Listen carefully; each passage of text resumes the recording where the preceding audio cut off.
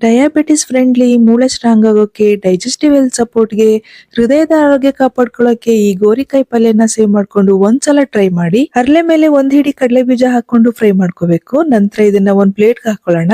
ಇದು ತಣ್ಣಗಾದ್ಮೇಲೆ ಪೌಡರ್ ಮಾಡ್ಕೋಬೇಕು. ಕುಕ್ಕರ್‌ಗೆ ಎಣ್ಣೆ ಹಾಕೊಂಡು ಸಾಸಿವೆ, ಜೀರಿಗೆ, 1 ಸ್ಪೂನ್ ಕಡಲೆಬೇಳೆ, 1 ಸ್ಪೂನ್ ಉದ್ದಿನಬೇಳೆ, ಕರಿಬೇವಿನ ಸೊಪ್ಪು, 4 ಹಸಿಮೆಣಸಿಕಾಯಿನ ಮಧ್ಯ ಕಟ್ ಮಾಡಿ ಹಾಕೊಂಡು 2 ಈರುಳ್ಳಿನ ಚಿಕ್ಕದಾಗಿ ಕಟ್ ಮಾಡಿ ಹಾಕೋತಾ ಇದ್ದೀನಿ. ಈರುಳ್ಳಿ ಬಣ್ಣ ಬದಲಾದ್ಮೇಲೆ 2 ಟೊಮೊಟೊ ಕಟ್ ಮಾಡಿ ಹಾಕೊಂಡು ರುಚಿಗೆ ಉಪ್ಪು ಹಾಕಿ ಬೇಯಿಸ್ಕೊಳ್ಳಿ. ನಂತರ 1/4 ಸ್ಪೂನ್ ಅರಿಶಿನ, 1 ಸ್ಪೂನ್ ಗರಂ ಮಸಾಲ, 1 ಸ್ಪೂನ್ ಖಾರದ ಪುಡಿ, 2 ಸ್ಪೂನ್ ಧನಿಯಾ ಪುಡಿ ಹಾಕೊಂಡು ಮಿಕ್ಸ್ ಮಾಡಿ ಚಿಕ್ಕದಾಗಿ ಕಟ್ ಮಾಡಿ ತೊಳ್ಕೊಂಡು ಇಟ್ಕೊಂಡಿರೋ ಗೋರಿಕಾಯಿನ ಹಾಕೊಂಡು ಚೆನ್ನಾಗಿ ಮಿಕ್ಸ್ ಮಾಡ್ಕೋಬೇಕು.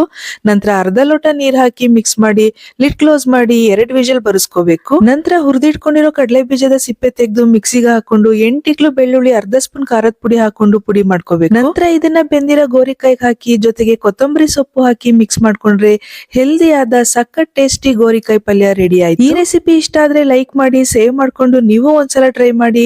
ಇನ್ನಷ್ಟು ಸುಲಭ ಮತ್ತು ರುಚಿಯಾದ ರೆಸಿಪಿಗಳಿಗಾಗಿ ಫಾಲೋ ಮಾಡಿ.